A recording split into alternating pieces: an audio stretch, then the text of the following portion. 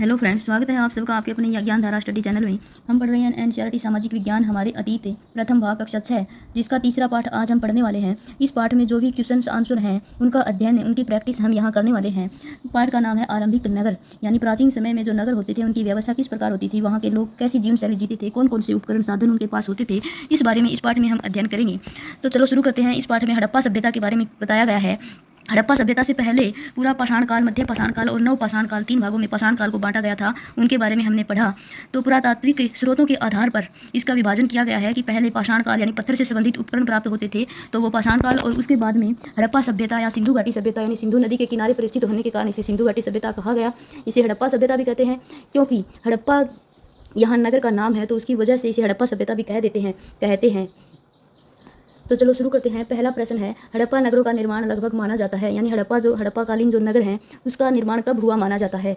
लगभग 10,000 साल पहले, 4700 साल पहले, 3500 साल पहले या पूरा पाषाण काल में? तो इसका आंसर क्या होगा? 4700 साल पहले। 10,000 साल पहले तो नव पाषाण काल है। 3500 साल पहले तक, यानी 3500 साल पहले तक हड़प्पा का वो पतन आरंभ हो जाता है। हड़प्पा सभ्यता है वो नष्ट हो जाती है, लेकिन इसका आरंभ है वो 4700 साल पहले माना जाता है। 4700 साल पहले, इसका क्या अर्थ है? कहीं कहीं हम पढ़ते हैं 2700 ईसा पूर्व, और यहाँ क्या दिया है? साल पहले। तो इसमें क्या अंतर है? जब प्रथम ईस्वी सन हम जहाँ से शुरू करते हैं उससे पहले यदि गणना करते हैं तो 2700 ईसा पूर्व हो जाता है, और उसके बाद में यदि हम गणना करते हैं, आज तक गणना करेंगे, तो उसका अर्थ हो जाएगा 4700 साल पहले। इसमें यहाँ कन्फ्यूज नहीं होना है। ईस्वी सन और साल पहले, इसका अंतर हमें यहाँ देखना है। अगला प्रश्न है, हड़प्पा नगर कितने भागों में विभाजित थे? हड़प्पा के जो नगर हैं वो 2 भागों में विभाजित थे। 2 भागों में किस प्रकार थे, ये हम अगले क्वेश्चन में पढ़ेंगे।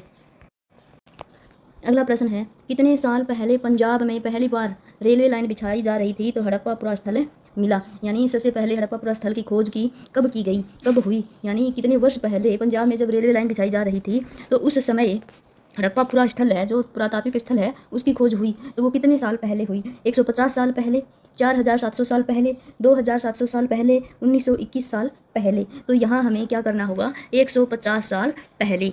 150 साल पहले क्यों होगी? कि इसका निर्माण 150 साल पहले नहीं हुआ, इसकी खोज हुई थी। इसका निर्माण तो है वो 4700 साल पहले ही हुआ था। यहाँ हमें कंफ्यूज होने की आवश्यकता नहीं है। यहाँ पूछा क्या है कि यह स्थल जिसकी खोज कब हुई, तो 150 साल पहले करना होगा। 1921 में इसकी खोज हुई थी।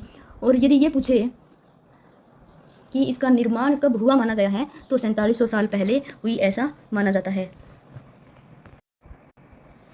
अगला क्वेश्चन है, हड़प्पा से संबंधित सत्य कथन कौन कौन से हैं? तो सत्य कथन हमें यहाँ बताने हैं। हड़प्पा सभ्यता 2 या उससे ज़्यादा हिस्सों में विभाजित है। पश्चिमी भाग छोटा और पूर्वी भाग बड़ा। पश्चिमी ऊंचा भाग जिसको नगर दुर्ग, और पूर्वी छोटा भाग जिसको निचला नगर कहा गया है। और यहाँ की 4 दीवारी पक्की ईंटों से बनी हुई है। तो यहाँ निम्न कूट का प्रयोग करते हुए सही उत्तर का चयन करना है। 1 या 2 ऑप्शन नंबर सही है, 1, 2, 4 सही है, 1, 2, 3 सही है, या उपयुक्त सभी सही है। तो यहाँ चारों ऑप्शन सही होंगे, क्योंकि हड़प्पा सभ्यता के नगर है वो 2 भागों में विभाजित होते थे, पश्चिमी भाग और पूर्वी भाग। पश्चिमी भाग है वो छोटा था और पूर्वी भाग है वो बड़ा था। पश्चिमी भाग है जो ऊंचाई पर स्थित था और जिसे नगर दुर्ग कहा गया है, और पूर्वी भाग है वो निचले भाग में स्थित था और जिसे नगर दुर्ग कहा गया है। और यहाँ की 4 दीवारी है वो पक्की ईंटों से बनी हुई होती थी। तो इस प्रकार हड़प्पा से संबंधित ये चारों कथन है वो सही है। अगला क्वेश्चन है, हड़प्पा कालीन नगरों से संबंधित सत्य कथन बताइए। यानी हड़प्पा कालीन नगरों से संबंधित सही कथन कौन कौन से हैं यहाँ जो दिए हुए हैं उनमें से। तो नंबर 1 है, आधुनिक पाकिस्तान के सिंध व पंजाब प्रांत में स्थित है। भारत के गुजरात, राजस्थान, हरियाणा और पंजाब प्रांतों में इसके अवशेष मिले हैं। मिट्टी के लाल बर्तन जिन पर काले रंग के चित्र बने हुए थे, और पत्थर के बांट, मनके, मोहर व तांबे के उपकरण यहाँ मिले हैं। तो ये जो चारों ऑप्शन नीचे जो कूट दिए हुए हैं उनमें से हमें इसका सही उत्तर का चयन करना है। तो 1 नंबर, आधुनिक सिंध व पंजाब प्रांत में स्थित है। गुजरात, राजस्थान, हरियाणा और पंजाब प्रांतों में भी मिले हैं। मिट्टी के लाल बर्तन जिस पर काले रंग के चित्र बने हुए हैं, और पत्थर के बांट, मनके, मोहर व तांबे के उपकरण यहाँ प्राप्त हुए हैं। तो इसका सही उत्तर होगा, ये चारों ऑप्शन ही यहाँ सही है।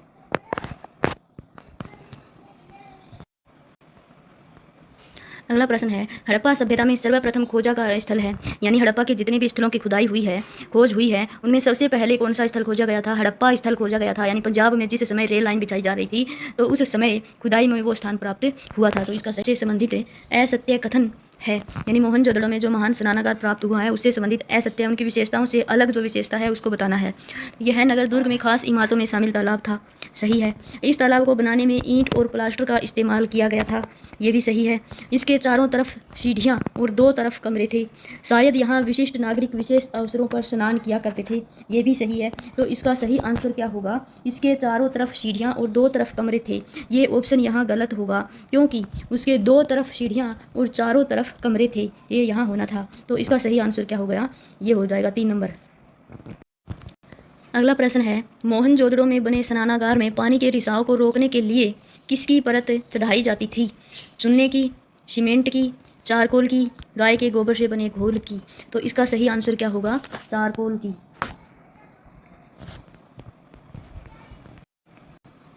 अगला प्रश्न है, मोहनजोदड़ो के स्नानागार में पानी कहाँ से डाला जाता था? कुएं से, नदी से, नहर से, बरसात से। तो इसका सही आंसर होगा कुएं से। यानी मोहनजोदड़ो का जो स्नानागार था उसमें पानी है वो कुएं से डाला जाता था और बाद में इसका उपयोग करने के बाद में इसको खाली भी कर दिया जाता था। अगला प्रश्न है, हड़प्पा कालीन सभ्यता के भवन, नाले और सड़कों से संबंधित सत्य कथन है। घर 1 या 2 मंजिले होते थे और चारों ओर कमरे होते थे। यानी घर होते थे वो 1 या 2 मंजिले होते थे और घर में चारों ओर कमरे होते थे। ढलान युक्त सीधी लाइन में बने ढके हुए नाले थे। यानी ढलान युक्त सीधी लाइन में बने ढके हुए नाले थे और उन नालों में चित्र भी बने हुए थे ढके होने की वजह से उनको उनके रख रखाव के लिए। घर, नाले और सड़कों का निर्माण योजनाबद्ध तरीके से एक साथ किया जाता था। तो इसका सही आंसर क्या होगा? सही आंसर होगा सभी सत्य हैं। चौथा आंसर इसका होगा। यानी ये जो विशेषता है वो सभी सही है।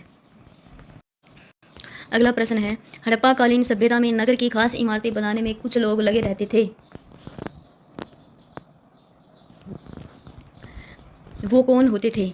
तो यहाँ शासक, व्यापारी, शिल्पकार या आम लोग। तो इसको देखते ही हम यहाँ कि इमारतें बनाने में कौन लगे होते थे? शिल्पकार लगे होते थे या फिर आम लोग लगे होंगे। लेकिन यहाँ इसका आंसर क्या होगा? यहाँ इसका आंसर होगा शासक। कि शासक है वो खास इमारतें बनाने में लगे रहते थे। अगला प्रश्न है, हड़प्पा के नगरीय जीवन के संबंध में निम्न में से सत्य कथन कौन कौन से हैं? शासक के साथ साथ लिपिक व शिल्पकार भी होते थे। यानी हड़प्पा काल में लिपिक और शिल्पकार भी होते थे। शिल्पकार स्त्री व पुरुष दोनों होते थे। उपयोगी वस्तुओं को लाने के लिए लंबी यात्राएं भी करते थे। यानी अपनी आवश्यकता की जो चीज़ें होती थी उसको लाने के लिए वो एक दूसरे जगह भी जाते थे। यहाँ के नगरों में कोई हलचल नहीं होती थी। तो इसका आंसर क्या होगा? निम्नकूट में से इसका चयन करना है। इसका सही आंसर होगा यहाँ के नगरों में कोई हलचल नहीं होती थी। ये इसका सही आंसर होगा क्योंकि यहाँ के नगरों में हलचल होती रहती थी। यहाँ के लोग हैं वो अपने जीवन को चलाने के लिए आगे से आगे काम करते रहते थे। यानी वो बैठे नहीं रहते थे, हलचल उनमें होती रहती थी। तो इसका सही आंसर हो जाएगा 1, 2 और 3। ये तीनों सही हैं और ये 4 नंबर ऑप्शन है ये यहाँ गलत है। तो इसका सही उत्तर हो जाएगा 2 नंबर कूट यहाँ। अगला प्रश्न है, हड़प्पा काल में औजार, हथियार, गहने और बर्तन बनाए जाते थे। हड़प्पा काल में औजार, हथियार, गहने और बर्तन किससे बनाए जाते थे? तांबे से, सोने व चांदी से, तांबे और कांसे से, पत्थर से। तो इसका सही उत्तर होगा तांबे और कांसे से। तांबे से है, सोने और चांदी से गहने और बर्तन बनाए जाते थे। लेकिन यहाँ पूछा क्या है? औजार, हथियार, गहने और बर्तन तांबे और कांसे से बनाए जाते थे। तो इसका सही आंसर हो जाएगा तांबे और कांसे से। अगला प्रश्न है, हड़प्पा काल में प्राप्त वस्तुओं में सबसे आकर्षक वस्तु क्या थी? यानी हड़प्पा काल में जो भी वस्तु प्राप्त हुई है उनमें सबसे आकर्षक वस्तु, यहाँ हमें ये सोच लेते हैं कि हथियार भी प्राप्त हुआ था। मिट्टी की मोहर, ये मोहर है भाई, यहाँ आप पूरा कर लेना इसको। सोना व चांदी, मनके, बाट व फलक, ये सभी प्राप्त हुए हैं। लेकिन सबसे आकर्षक जो वस्तु प्राप्त हुई थी उनमें से कौन सी थी? तो यहाँ इसका सही आंसर हो जाएगा मनके, बाट व फलक सबसे आकर्षक वस्तुओं में से थी। अगला क्वेश्चन है, हड़प्पा काल में प्राप्त बाट किस पत्थर से बने होते थे? लाजवर्द पत्थर से, कार्नेलियन पत्थर से, चार्ट पत्थर से और चिकना पत्थर से। तो इसका सही उत्तर होगा यहाँ चार्ट पत्थर से। तो ये हमें याद रखना है कि उस समय बाट है वो चार्ट नामक पत्थर से बने होते थे। अगला प्रश्न है, हड़प्पा काल में मनके किस पत्थर से बनाए जाते थे? तो इसका सही आंसर होगा कार्नेलियन। चार्ट से, लाजवर्द से, लाल पत्थर से या कार्नेलियन। तो इसका सही आंसर हो जाएगा कार्नेलियन नामक। अगला प्रश्न है, हड़प्पा कालीन मोहर से संबंधित असत्य कथन है। यानी हड़प्पा काल में जो मोहर प्राप्त होती थी उससे संबंधित असत्य कथन यहाँ कौन सा है? मोहर है वो पत्थर की होती थी, आयताकार होती थी, सामान्यतः जानवरों के चित्र होते थे, सोने की मुहर होती थी। तो इसका सही आंसर क्या होगा? या तो सोने की मोहर या फिर पत्थर की, इन दोनों में से एक ऑप्शन होगा। तो इसका सही उत्तर होगा कि सोने की मोहर होती थी। ये गलत है, क्योंकि सोने की मोहर नहीं होती थी, मोहर है वो पत्थर की होती थी। अगला क्वेश्चन है, मेहरगढ़ में कितने साल पहले कपास की खेती होती थी? 8,000 साल पहले, 7,500 साल पहले, 7,000 साल पहले, 12,000 साल पहले। तो इसका सही आंसर क्या होगा? मेहरगढ़ है वो पाषाणकालीन यानी नवपाषाण काल में प्राप्त नगर है। तो यहाँ कपास की खेती है वो 7,000 साल पहले होती थी। इसका सही आंसर क्या हो जाएगा? 7,000 साल पहले। अगला प्रश्न है, फेयांस पत्थर होता था उस समय, तो उसकी विशेषता यहाँ दी गई है, उनमें से कौन कौन सी सही है वो हमें यहाँ बतानी है। तो पहला है, कृत्रिम रूप से तैयार होता था। बालू या स्फटिक पत्थर के चूर्ण में गोंद मिलाकर उससे वस्तु बनाई जाती थी। उन वस्तुओं पर चिकनी परत लगाई जाती है जो नीले या हल्के समुद्री हरे रंग के होते हैं, और इस फेयांस पत्थर से मनके, चूड़ियाँ, बाले और छोटे बर्तन बनाए जाते थे। तो इसमें सही आंसर कौन कौन से हैं उसका चयन हमें नीचे दिए कूट में से करना होगा। तो ये चारों ही ऑप्शन यहाँ सही है। तो इसका सही आंसर क्या होगा? चारों ही होंगे।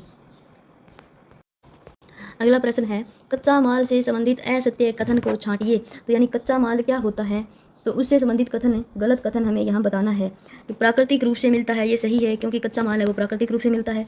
किसान या पशुपालक उत्पादन करते हैं, ये भी सही है। लकड़ी या अयस्क कच्चा माल है, ये भी सही है। तैयार कपड़ा कच्चा माल है, लेकिन तैयार कपड़ा है वो कच्चा माल यहाँ नहीं है। कच्चा माल क्या होता है? प्राकृतिक रूप में प्राप्त होता है। किसान या पशुपालक उसका उत्पादन करते हैं। लकड़ी या अयस्क जो धातु हैं उसके जो अयस्क होते हैं वो कच्चा माल होता है। और तैयार कपड़ा वो कच्चा माल नहीं रहता। तैयार कपड़े के लिए धागा है, कपास है, वो कच्चा माल होता है। तो इसका सही। अगला प्रश्न है, हड़प्पा के लोग तांबे का आयात कहाँ से करते थे? यानी हड़प्पा कालीन लोग हैं वो तांबे का आयात कहाँ से करते थे? ईरान से, राजस्थान से, धोलावीरा से, अफगानिस्तान से। तो इसका सही आंसर होगा राजस्थान से। यानी तांबा है वो राजस्थान के खेतड़ी से, झुंझुनू जिले से प्राप्त होता है। अब भी होता है और उस समय भी होता था। अगला क्वेश्चन है, मिलान कीजिए। एक तरफ यहाँ धातु दी गई है और दूसरी तरफ है आयात स्थान, यानी इस धातु को कौन से स्थान से आयात किया जाता था? तो सोना है उसको कहाँ से आयात किया जाता था? सोना है वो कर्नाटक से आयात किया जाता था। बहुमूल्य पत्थर है वो कहाँ से आयात किया जाता था? ईरान, गुजरात और अफगानिस्तान से बहुमूल्य पत्थर आयात किए जाते थे।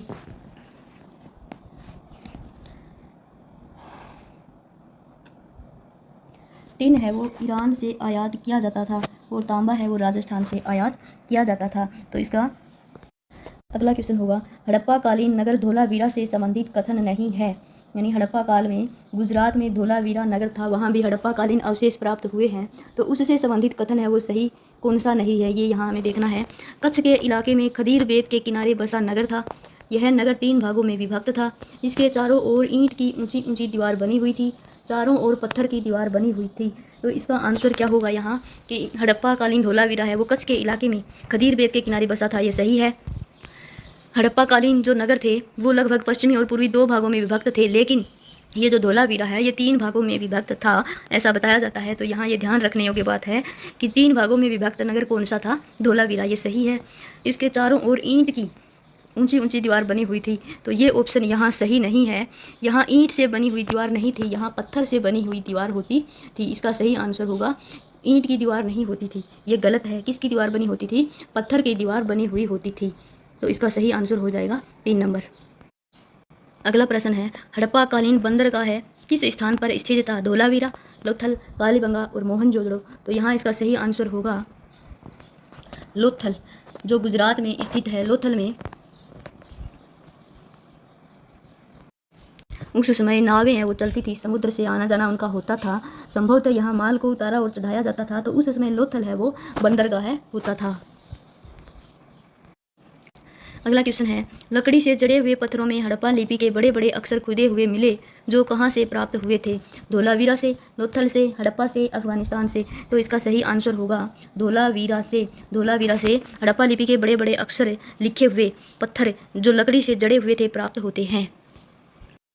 अगला प्रश्न है, मुहरबंदी किसे कहा गया है? मुहर की छाप को, मुहर लगाने पर, ये लर मिसप्रिंट हो गया, मुहर लगाने पर प्रतिबंध को, टूटी हुई मुहर को या उपयुक्त सभी को। तो इसका सही आंसर क्या होगा यहाँ कि मुहर की छाप को मुहरबंदी कहा गया है। उस समय कोई भी सामान इधर उधर लाते ले जाते थे तो उस पर मुहर, मिट्टी से जो मुहर बनी होती थी उसको छाप कर दिया जाता था, और अगर वो मुहर टूटी हुई न होती थी तो उसकी पहचान हो जाती थी कि ये सामान है वो किसी की छेड़खानी से दूर रहा है, यानी इसमें किसी ने छेड़छाड़ नहीं की है। अगला प्रश्न है, हड़प्पा सभ्यता के पतन के क्या कारण हो सकते हैं? यानी 3700 साल पहले हड़प्पा सभ्यता का पतन हो जाता है तो उनके कौन से कारण हो सकते हैं? नदियों का सूख जाना, जंगलों का विनाश होना, बाढ़ का आ जाना या शासकों का नियंत्रण समाप्त हो जाना। तो इन कारणों में से सभी कारण हैं वो हो सकते हैं। तो इसका सही आंसर क्या हो जाएगा कि चारों ऑप्शन सही है। तो इस प्रकार इस पाठ में आए हुए जितने भी प्रश्न हैं उन सभी को हमने कर लिया है। इससे संबंधित कोई क्वेश्चन हो तो कमेंट बॉक्स में ज़रूर पूछें, और इस सभ्यता को, सिंधु घाटी सभ्यता को विस्तार से पढ़ना है तो अलग से वीडियो उपलब्ध करा दी जाएगी। लेकिन यहाँ हमने सिर्फ बुक में, एनसीईआरटी की पुस्तक में जो क्वेश्चन आए हैं उन्हीं का अध्ययन सिर्फ किया है।